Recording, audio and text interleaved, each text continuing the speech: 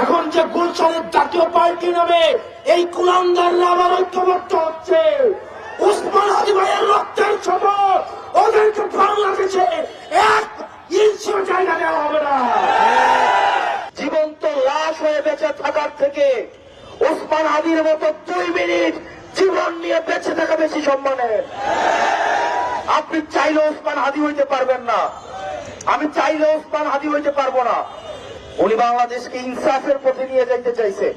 আমরা ব্যক্তি স্বার্থে, দলীয় স্বার্থে, সিটের স্বার্থে, ব্যবসায়িক স্বার্থে, একটা টিভি চ্যানেল পাওয়ার জন্য, একটা গরুর হাটের জন্য, একটা বাজারের ইজারার জন্য, একটা থানা কমিটির জন্য, একটা জেলা কমিটির জন্য, ইউনিয়ন সভাপতি হওয়ার জন্য নিজের মেরুদণ্ড বিক্রি করে দিয়ে আমরা সেবাদাস হয়ে থাকতে চাই।